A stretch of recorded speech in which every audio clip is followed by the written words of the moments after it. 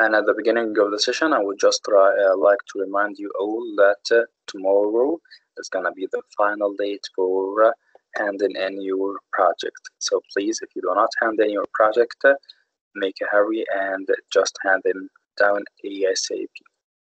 So in today's session, guys, we're going to speak about the kingdom of Ghana or Ghana civilization. We have already mentioned some civilizations regarding West Africa, Ghana, Mali, and Senegal. And before we speak about them, we have already mentioned the continent of Africa and the rise and fall of some of its civilization, especially the early Egyptian civilization and also the Nubian civilization. And do not forget, always guys, remember that the geography of Africa have helped a lot in just making some civilization rise and decline. So the geographical features and also the place of the people have helped a lot in making several and diverse civilization over the continent of Africa. The continent of Africa is to be considered the second largest continent after Asia and also the most or second most populous continent also. The early civilization that arose in this area were here. Number one, the early Egyptian civilization. Number two, the Nubian civilization, the Bantu people who started to move toward this western and central Africa, and they started to just mingle with the people. Today we're speaking about Ghana, and just let's see the continent of Ghana. Of course, Ghana is centered nowadays in this place. So to start with Ghana, yep, in page 287. So let's see. Abdullah Al-Haidari. Yes, teacher. Yeah, can you start reading, please? Okay. Ghana, between about 800 and 1600, several powerful kingdoms won control of the Sahara trade. The first of these kingdoms was Ghana, located on the broad sea made by the Niger and Senegal rivers. Ghana means ruler and was the name used for this kingdom by Arab traders. The modern nation of Ghana is not located on the site of the ancient kingdom, but stands several hundred miles to the south. Ancient Ghana occupied lands in what is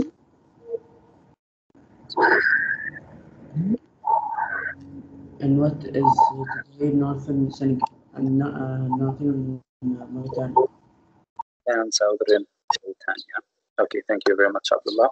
So, to speak about the kingdom of Ghana, we were speaking about between 800 and 1600 AD. So, a civilization that approximately arose for 800 years. We have, during this period, several people tried to take control of the prosperous Sahara trade. If you can remember, as we have spoken yesterday, trade is one of the most important factors that will help to just expand the territory or occupy another territories or invade other countries.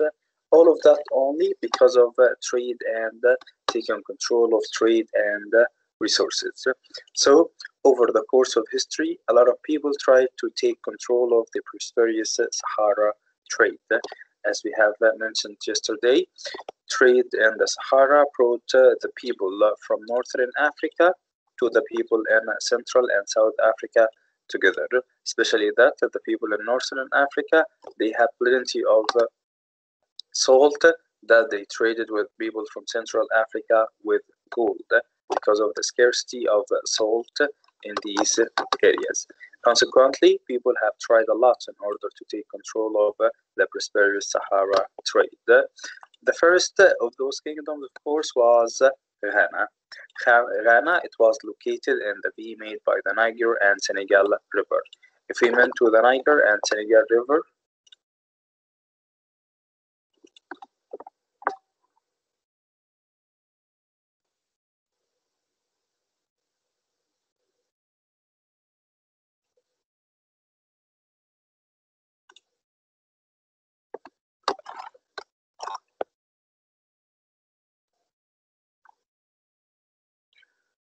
Niger River in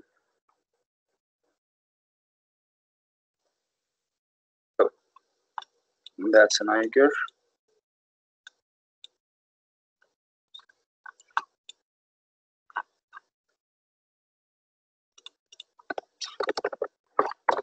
Niger River.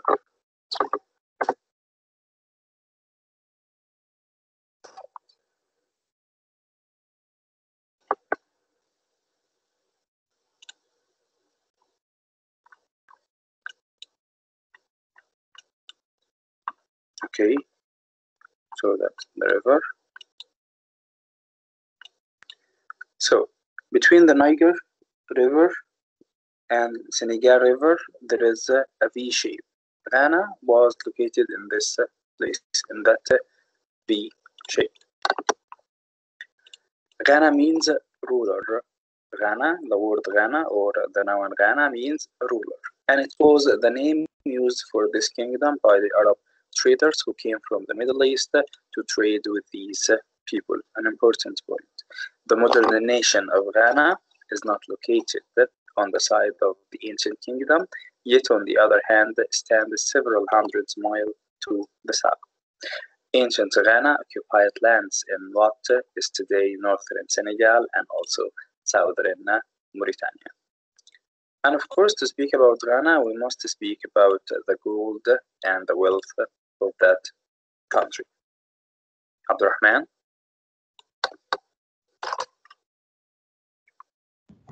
Yes. Can you read, please? Okay. Gold wealth of Ghana. By 800, the rulers of the Soninke people had united many farming villages to create the Kingdom of Ghana. Given their favorable location, the rulers of Ghana controlled the gold-salt trade across West Africa. Two streams of trade came together in the marketplaces of Ghana, where the king collected tolls on all goods entering or leaving his land. So great was the flow of gold that Arab writers called Ghana the land of gold. So simply because Ghana is very, very, very prosperous with gold and has plenty, or in the past, of course, have plenty of gold, then the rulers of the Soninke people had united many farming villages to create the kingdom of Ghana. Just like any other civilization, start is a very simple group of people, then a tribe, a leader for the tribe, some villages come together and they construct a kingdom or a civilization. Given, of course, their favorable location, because of the location between two very, very important rivers, the Niger and Senegal. Then the rulers of Ghana controlled the gold-salt trade across West Africa. So the ruler of Ghana controlled that trade only because of their location. Only because of their location. Two streams, of course, of trade came together. We have the trade of salt and the trade of gold. Both of them must mingle with Ghana and just go past Ghana. So two streams of trade came together in the marketplace of Ghana, where king allocated tolls and also goods entering or leaving his land. And that's very a good thing, which is concerning the taxes, simply. You're speaking about if anything is coming to my country, I must take taxes on it. And if anything is leaving my country, I'll also take taxes for it. So that's what's today known as the double taxes. And by doing so, come on, you're gaining much, much, much money from this. So the king, he collected tolls on all goods entering or leaving his land. So great was the flow of gold that Arab writers called Ghana, the land of gold. The Arab writers called Ghana the land of gold. And then to speak about the king and his own court. Abdullah al-Khadir, do you have a mic?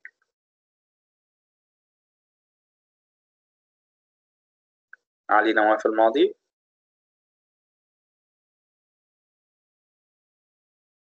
عبد الرحمن المديفر. Ryan.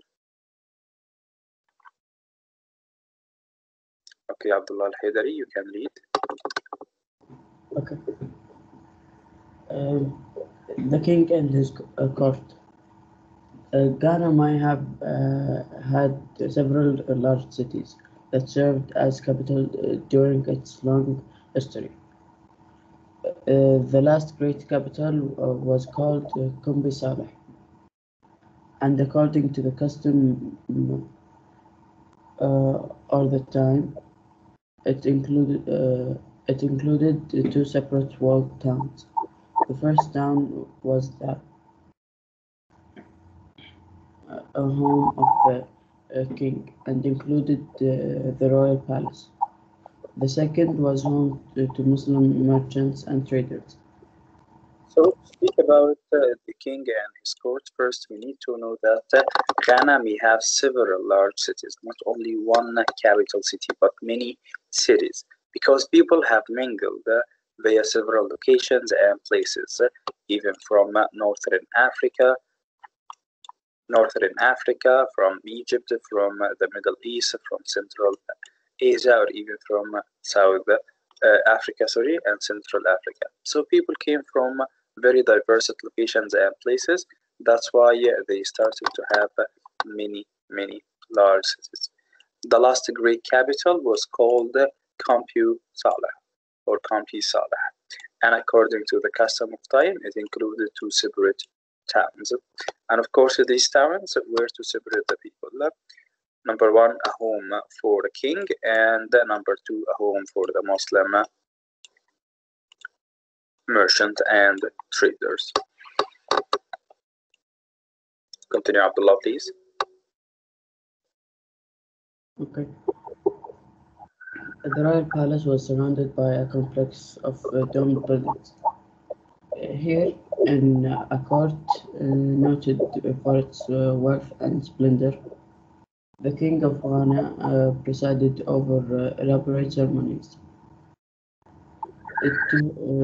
To his people, the king was a godlike figure who administrated justice and kept order.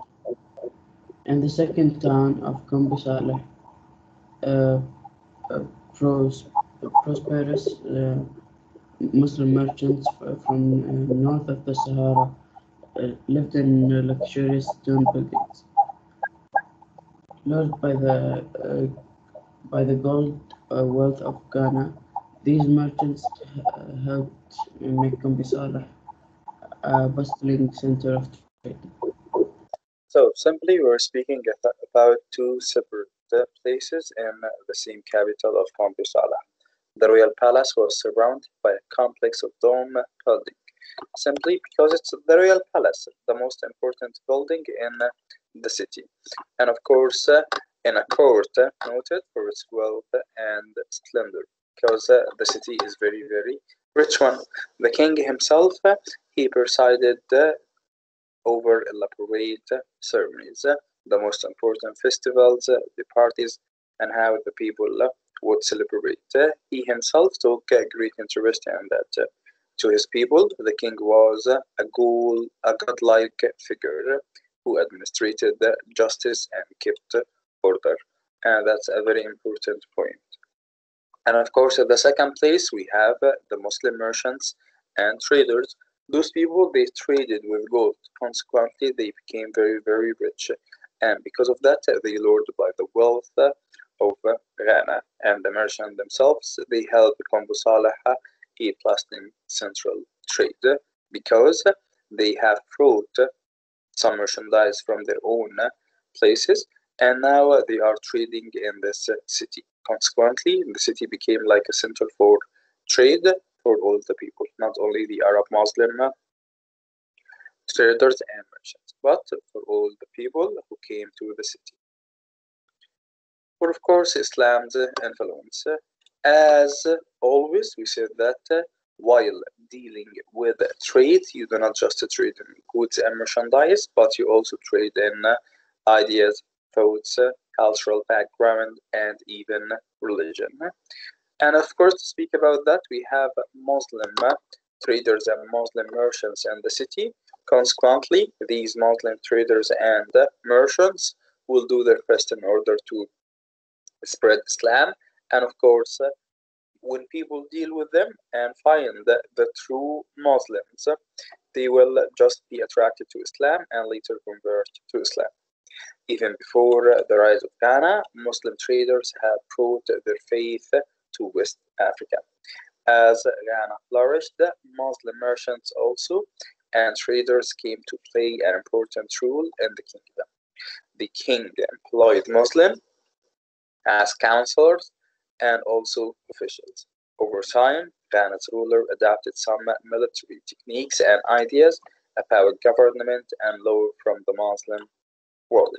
So simply, the traders and merchants of the Muslim world, while being in Ghana, they started to spread their ideas and their culture, and the kings of Ghana started to adapt these cultures and these ideas so that they can help in advancing and protecting their own country and also civilization.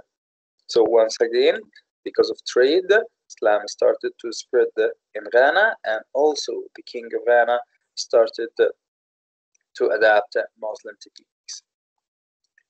The gold salt trade between Ghana and Central Africa and other trade with the Muslim world brought other ideas and custom to West Africa. So, playing also on the same string, trade will always try to mingle the people together and just bring their ideas and cultural backgrounds to a common ground. Muslim merchants introduced their Arabic language and writing, coinage, and also business methods. All of that was just presented due to the idea of trading. From the Islamic world came an emphasis on education and learning. Islamic clerics and also scholars traveled with Muslim traders into West Africa and other parts of the continent. The Muslim scholars built libraries and also schools. Educated Muslims became advisors to West African rulers. Some rulers embraced Islam, which led their people to convert to the new religion. Many Africans, on the other hand, converted to Islam, combined aspects of their new faith with some of their traditional beliefs. So, because the idea of Islam started to spread, because people became introduced to Islam, because Islam started to prevail in these areas, the people started to adapt all ideas about Islam, the ideas of ruling, the ideas of education, dealing with people, trading, and all of that.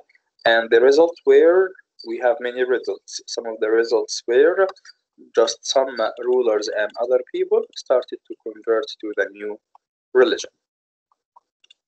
And of course, as Islam spread across Africa, its techniques and beliefs spread, and they were based on the Quran and influenced how people lived. For example, we have some African Muslim ruled imposed the zakat, or a yearly tax on central accounts of property that was used for charitable purposes. The zakat reflected the Islamic practice of almsgiving or charity. So, because people started to convert, they started to take all the ideas about Islam and Muslims, and the idea led them to just practice all the practices of Islam. Later, as any other civilization started to arise, shall decline. For Ghana's decline, Abdurrahman, can you read this? Me? Yes. Okay. About 1050, the Almoravids, pious Muslims from North Africa, launched a campaign to spread their form of Islam and seize control of Ghana's trade routes. After conquering parts of North Africa and Spain, they pushed south across the Sahara. The Almoravids conquered Ghana, but were unable to maintain control over their extended empire for long. Ghana survived, but its empire declined in the late 1100s. In time, it was swallowed up by a rising new West African power, the Kingdom of Mali. So simply, we're speaking about some people called Almoravids. They came approximately in the year 1050, and by doing that, they started to just take control of the land and started to spread the campaign from their own perspective about Islam, and they just wanted to seize control of Ghana's trade routes. And because of that, also again, trade is being involved in all action because Almoravids, they wanted to seize control of Ghana's trade routes. They started to launch the campaign in order to spread their own form of Islam. And of course, after conquering parts of Northern Africa and Spain, they pushed south across the Sahara in order to control the salt gold trade. Those people, Almoravids, they conquered Ghana, but were unable to maintain control over their extended empire for too long. Ghana survived, but the empire itself started to decline in the late 1100s, leading to the new decline. That new decline of Ghana led to the rise of a new one, which is Mali. Before we start speaking about Mali, let's see a quick video about the empire of Grammarly helps make your writing.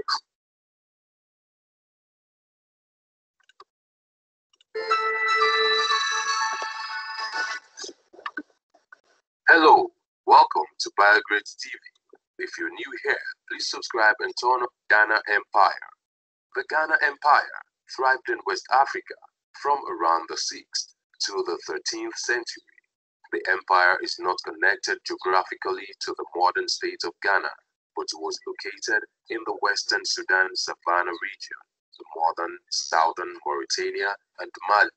The Ghana kings residing in the capital at Kombi Sale grew very rich with great stockpiles of the gold nuggets only they were permitted to own.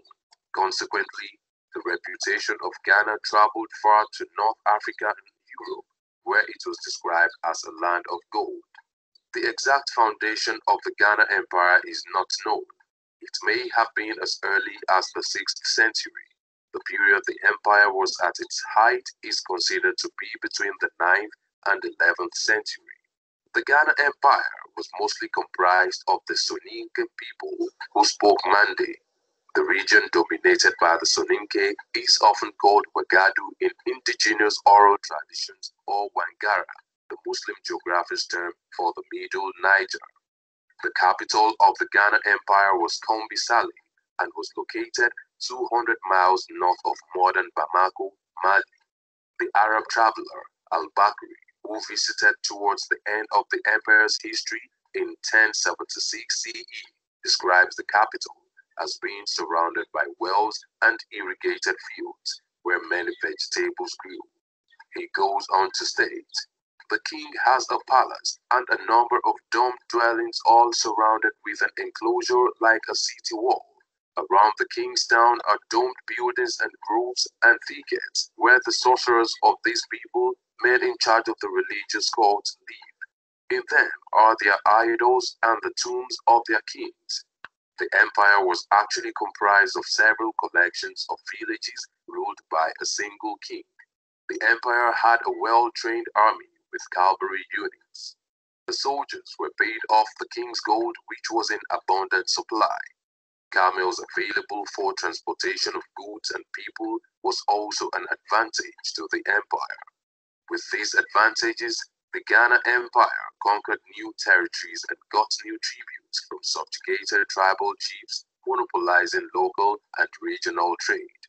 The king was an absolute monarch and served as the state's head of justice and religion.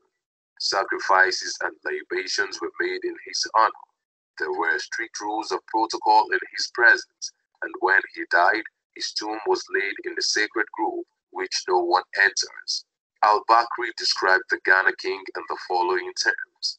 The king adorned himself like a woman, wearing necklaces and bracelets, and when he sits before the people, he puts on a high cap decorated with gold and wrapped in turbans of fine cotton.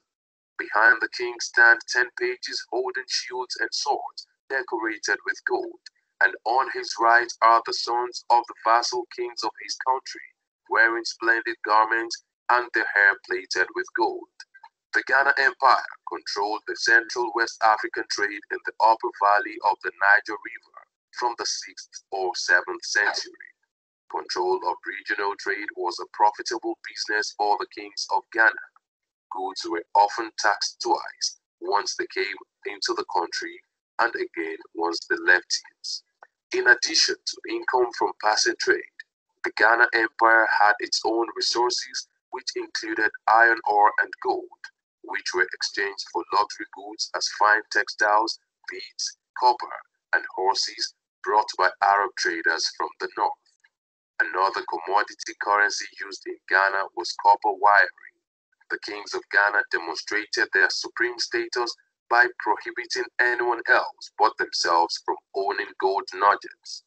Merchants had to make do with gold dust. The policy ensured the king could control the gold market.